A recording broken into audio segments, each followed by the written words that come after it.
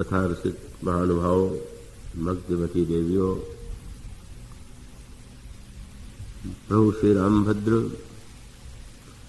सुग्रीव को किष्किंधा का राज्य प्रदान करते हैं और उसके पश्चात उनसे वे यह वाक्य कहते हैं कि मैं नगर में न जाने के लिए प्रतिज्ञाबद्ध हूँ, इसलिए मैं तुम्हारे नगर में नहीं जाऊंगा। यहीं से पास में जो प्रवर्षण पर्वत है वहां पर मैं निवास करूंगा। तुम अंगद के साथ जाकर के राज्य चलाओ और बस केवल इतना ध्यान रखना कि तुम्हें सीता जी का पता लगा है। प्रभु प्रवर्षण पर्वत पर निवास करते हैं। तो ग्रीष्म ऋतु के पश्चात वर्षा ऋतु आती है और वर्षा के दृश्यों पर प्रभु की दृष्टि जाती है और वर्षा ऋतु के वातावरण में जो दृश्य दिखाई देते हैं उनके माध्यम से प्रभु यह बताते हैं कि वर्षा ऋतु में हमें क्या संदेश प्राप्त होता है। और वर्षा ऋतु के बाद जब शरद ऋतु का आगमन होता है तो प्रभु ने शरद ऋतु की विशेष प्रशंसा की और शरद ऋतु के जिस पक्ष पर उनका सर्वाधिक ध्यान गया, जिसे उन्होंने सबसे अधिक महत्व दिया, वह था निर्मलता। उन्होंने तो शरद ऋतु का नाम ही निर्मल ऋतु कर दिया। वर्षागत निर्मल ऋतु आई। ये निर्मलता जो है तो शरीर के संदर्भ में इसका कितना महत्व है आप सब भली भांति जानते हैं। न जाने कितनी जो इतने रोग होते हैं, बीमारियां होती हैं, वो गंदगी के कारण ही समाज में फैलती हैं और न जाने कितनी व्यक्तियों की उससे मृत्यु हो जाती है, कितने व्यक्ति अस्वस्थ हो जाते हैं। जैसे शरीर और वातावरण की मलिनता, गंदगी व्यक्ति के शरीर को रोगी बनाती है। मानो प्रभु का संकेत यह है कि शरीर की स्वच्छता के साथ साथ हमारा अंतःकरण भी तो स्वच्छ होना चाहिए। हमारे अंतःकरण में भी जो मलिनता है, जो दोष है, जो गंदगी है, उसको मिटना चाहिए। और तब वो मलिनता क्या है उसका एक मार्मिक चित्र गोस्वामी जी ने विनय पत्रिका में प्रस्तुत किया और उसमें संकेत ये है कि ऐसा लगता है कि व्यक्ति का मन भी मलिन हो गया है और मन के साथ बुद्धि में मलिनता आ गई है, अहंकार भी मलिन हो गया है और चित्त भी मलिन। तो साधना का तात्पर्य क्या है? आप सत्संग में जाते हैं, कथा श्रवण करते हैं, पर इन सब का जो उद्देश्य है वह क्या है? और तब उसका उत्तर यही है कि इन सब का उद्देश्य है कि कैसे व्यक्ति का मन निर्मल हो, बुद्धि निर्मल हो, अहंकार और चित्त निर्मल। क्योंकि जो हमारा अंतःकरण है वो पूरी तरह से मलिन हो गया है। इंद्रियां भी मलिन हो गई हैं, वाणी भी, कान भी, जिह्वा भी, मन भी। और ऐसी स्थिति में ये जो प्रभु की कथा है, प्रभु का जो चरित्र है, उसका उद्देश्य क्या है? आप गहराई से दृष्टि डालिए तो मानस में आपको यह बताया गया कि अगर मन में मलिनता आ गई है तो उसको मिटाने का उपाय क्या है?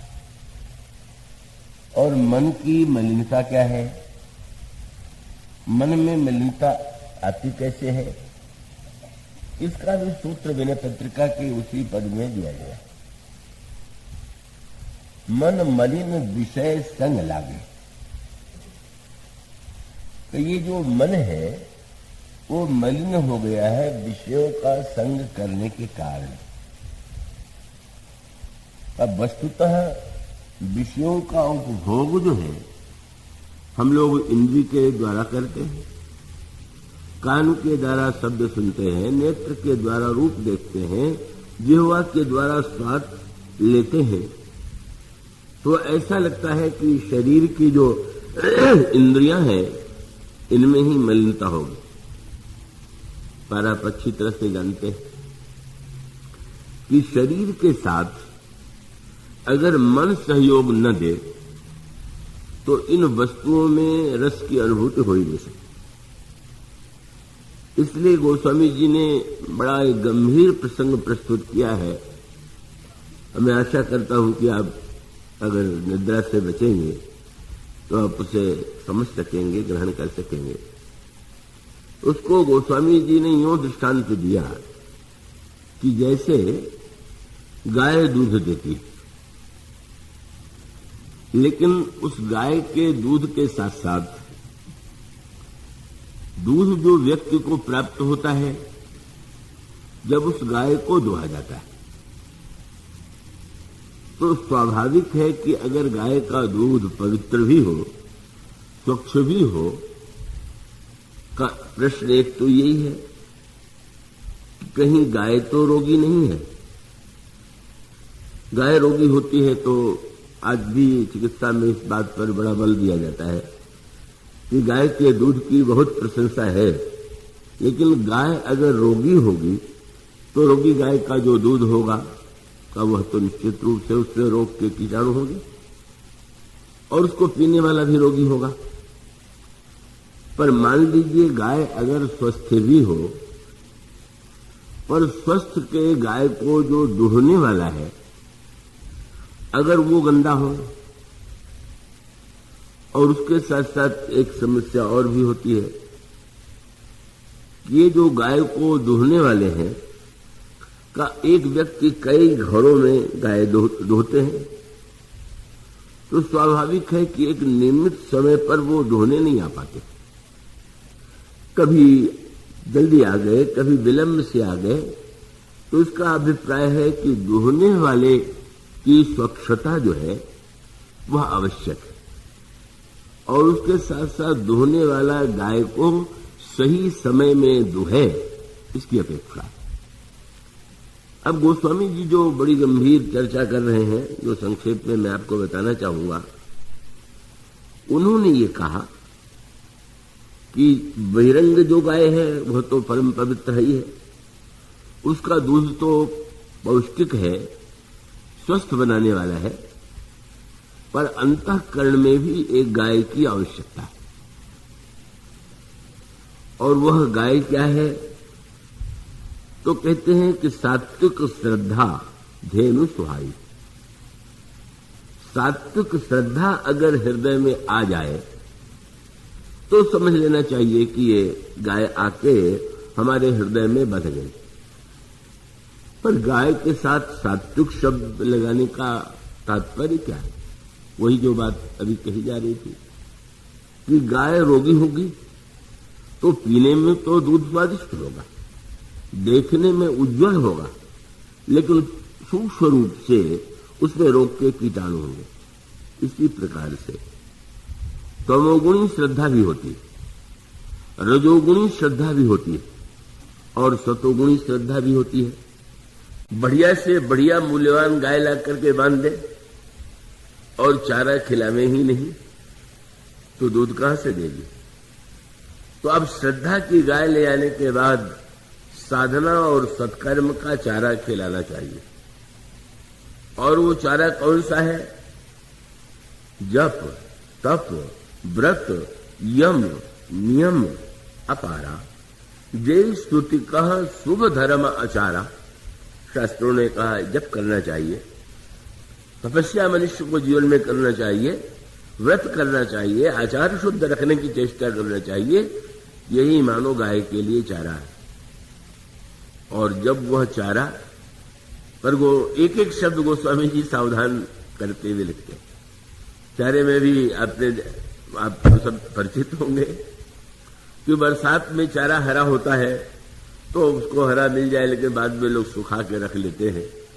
अब रोज रोज कौन जाए घास एकत्र करने के लिए, सुखा के रख लिया और उसी को गाय को खिलाते रहे।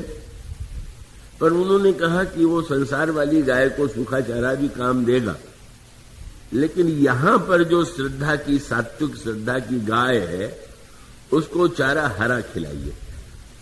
सोई तृण हरित चराई जब गाई।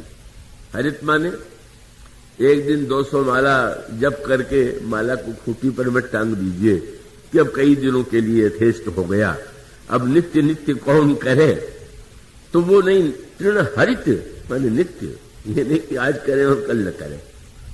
और फिर चाहिए बछड़ा। दूध तो गाय देती है बछड़े को देख करके ही, तो श्रद्धा युक्त सत्कर्म करने के बाद भी अगर भावना हृदय में नहीं होगी, भावना ही बछड़ा।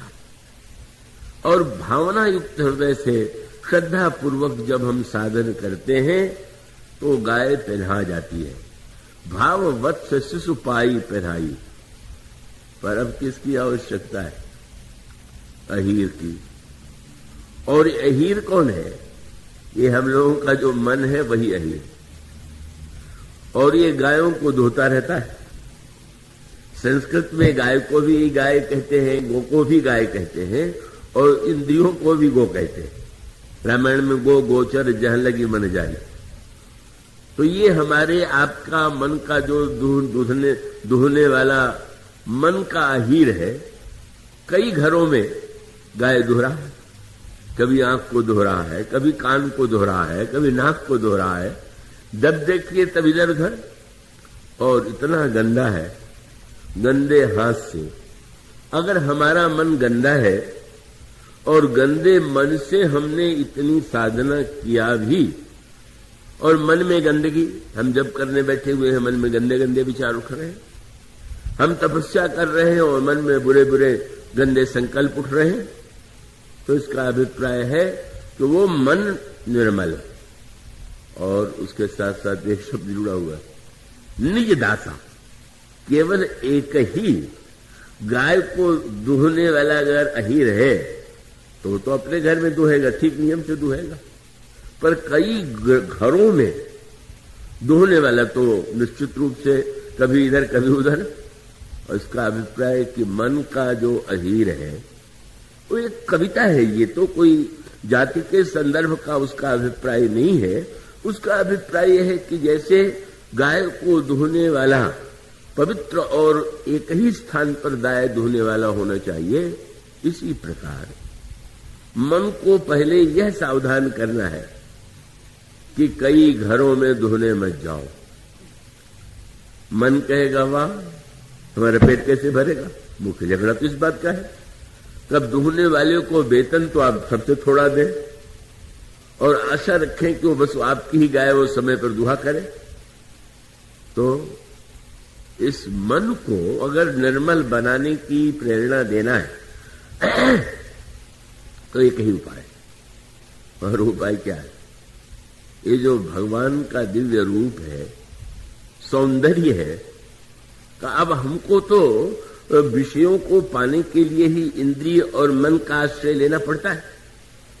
मन जो है इंद्रिय का सहयोगी बन करके जहां तहां भटक रहा है।